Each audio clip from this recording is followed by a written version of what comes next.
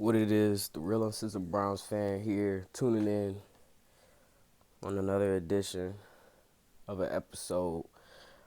Just wanted to talk a little bit. No, I'm not consistent, man. I be really trying, man. I just get tied up. But hey, man, I ain't here to talk about problems and talk about excuses. I'm here to talk about the Browns.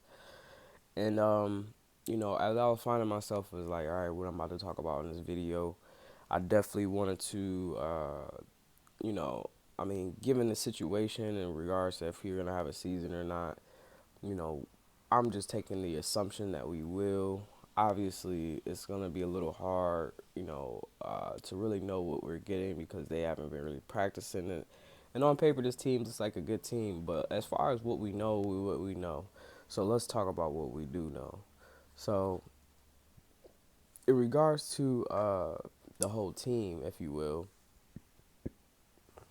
um, we just signed Miles Garrett to a big contract, and just going back and looking at Miles' film and just seeing how much of a freak he is, you kind of forget that because it seems like we never really get Miles for a whole season. I think from the time that we had him, it's always been something. It's always been whether it's been injuries or most of the time it was injuries, like the first two seasons, and then because I think he had like issues with his ankle, and then after that, it was the stuff with get or what. When he hit fucking Mason Rudolph in the head with a helmet, like you know what I'm saying, like he got suspended off that shit for the whole season. You know what I mean, which really put us in a bad position in regards to making the playoffs, like we did, like we thought we could, and more people thought we was gonna do more. Some people thought we were gonna be Super Bowl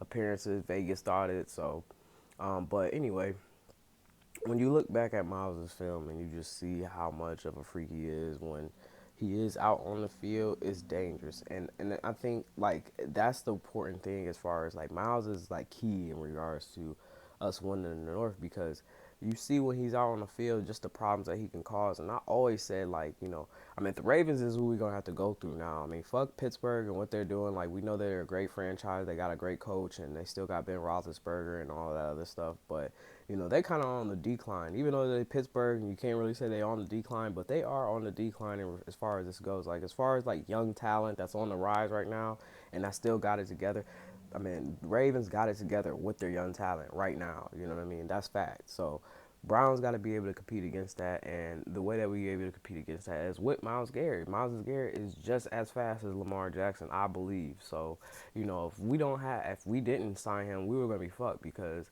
Miles Jackson or Lamar Jackson was gonna fucking run all over us. You know what I mean? But at least with Miles Garrett, he can slow that down just because of his ability, his way to chase people down, to not give up. And you know what the thing is, I kind of like feel bad about Miles is that like he's kind of a old school player, but playing in a new man's game.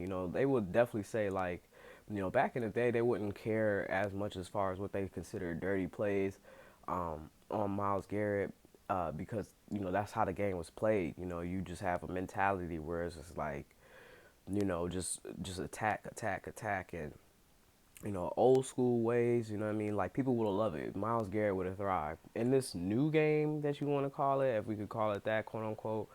They a lot of people probably feel like, hey man, there ain't no room in this game for him to be playing like that. To him to give a cheap shot or hit a little bit later when the ball's already thrown out of his hand, and he came and hit him 4 or 5 seconds later or something like that. I don't think it's that much later, but at least about 2 to 3 seconds later that the ball is out of his hand. I kind of seen him go and attack the quarterback even still, but that's like I said, just like an old school type of game. I don't really have a problem with it per se, but the other teams, would you have a problem with Baker Mayfield getting hit like that?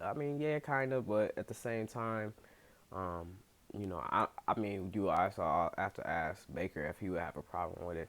I think it all came with Tom Brady. So anybody want to thank anybody for that stuff? You could thank Tom Brady for changing the rules, but I just feel kind of bad for him. But nonetheless, Just looking at the team as a complete whole, I mean, we got a lot of talented players. I mean, a lot of studs, if you will. People, traditionally that will probably, maybe a handful of guys that would definitely go into the first round of a fantasy draft, if you will.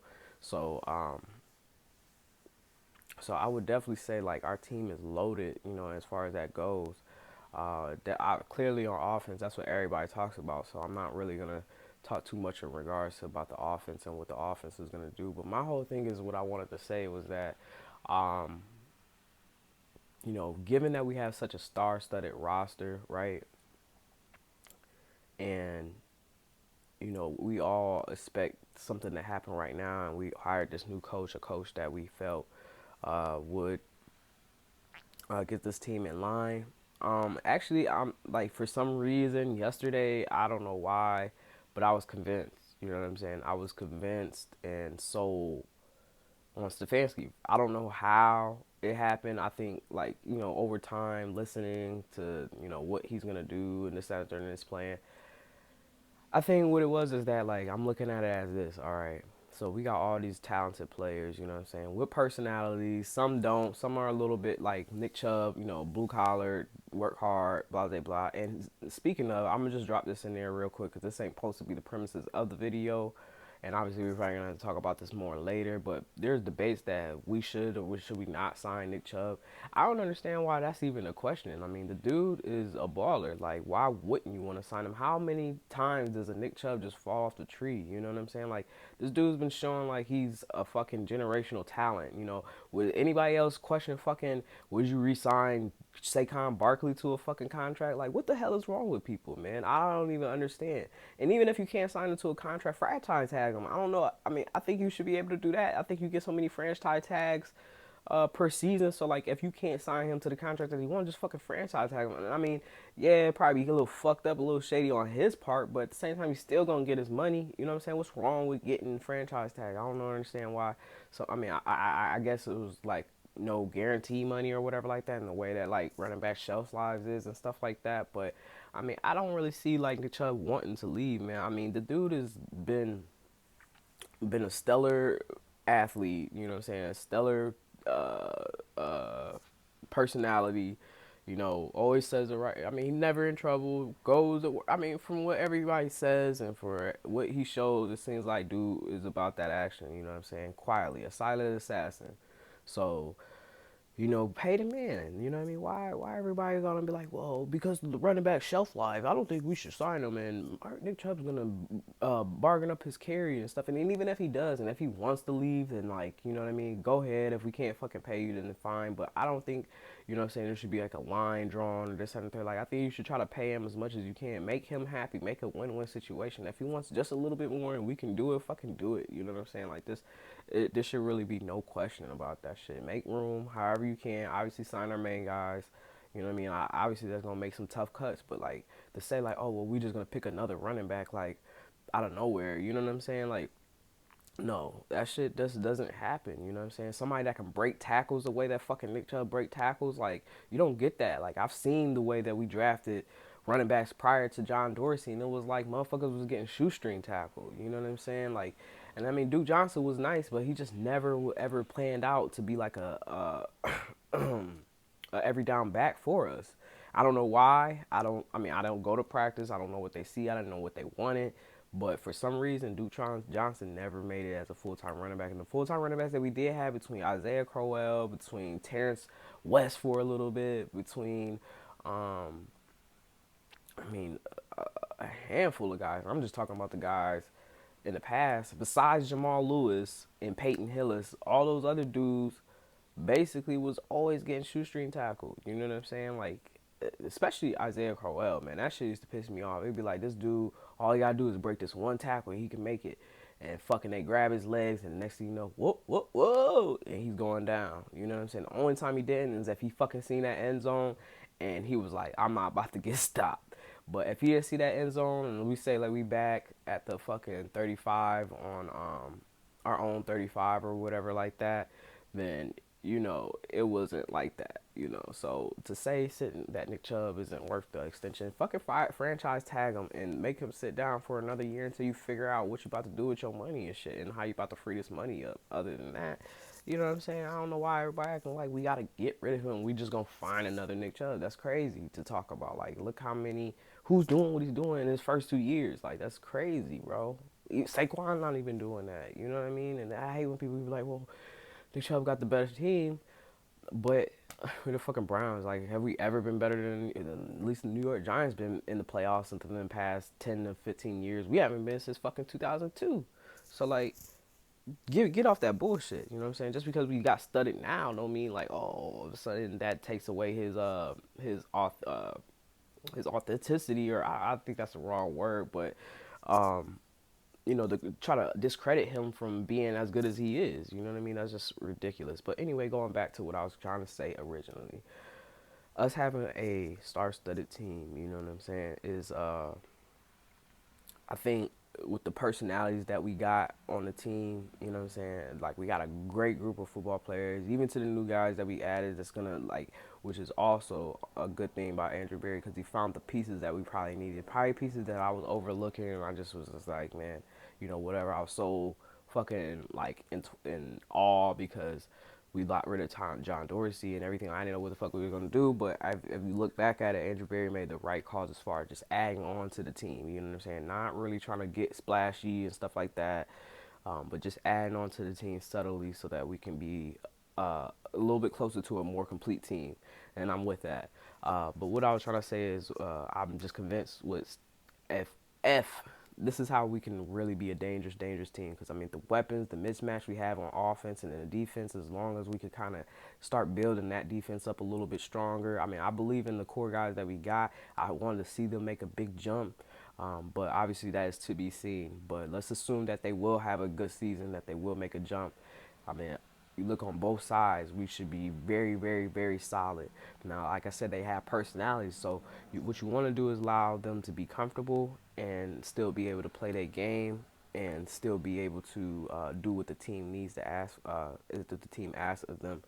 I believe this can be possible, and we can be a very, very, very dangerous and scary team where it's like teams get scared to watch to play them as long as Kevin Stefanski comes in and be what I think people are expecting him to be. I think I wasn't understanding at the time. I think if Kevin Stefanski could come in here and be the structured, organized person out of the group, the adult, if you will, to make sure that the plan, is followed through, but yet allow the team to be themselves, allow the players to be themselves without trying to over micromanage and try to dictate in regards to personalities. If he could find a pocket where he can create a control with a bubble of freedom as well, yeah, this team is very dangerous for sure because like I said, they play with passion already. You know what I'm saying? All these dudes are football players, like real football players. I feel like, you know what I'm saying, where they really are passionate about the fucking game and they want to wreck some shit, savage shit. You know what I'm saying? But as long as Kevin Stefanski can find that pocket, if you will, you know what I'm saying, because I believe he can do it now. You know what I'm saying? He been with the Ravens, or excuse me, the Minnesota Vikings for over a decade, and he's been around a lot of different football players, so he knows the personality, he knows how football players operate. He's been around pretty successful organization as far as Minnesota, so he's seen what success looked like. He's seen downfalls because they had downfalls too. But, as of recently, within the past 5 years or so, they at least been to the playoffs, I think, 3 times, maybe even more. I really don't keep up with them. But I know that I remember them always being in the playoffs, them beating the Saints with the miracle of Case Keenum, and then they got there a few times with Kirk Cousins and stuff like that. So yeah, he is qualified as long as he can, like I said, find that pocket for us.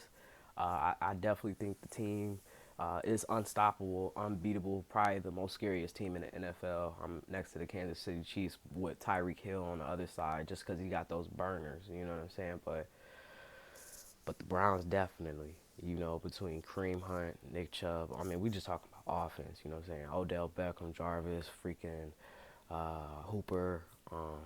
I mean, a lot of different scary guys that can really, um, create a problem. If you don't have an answer for everything, because you're not gonna have an answer for everything because it's just too much, and they can be that team if Kevin can get them on if Kevin can find that pocket.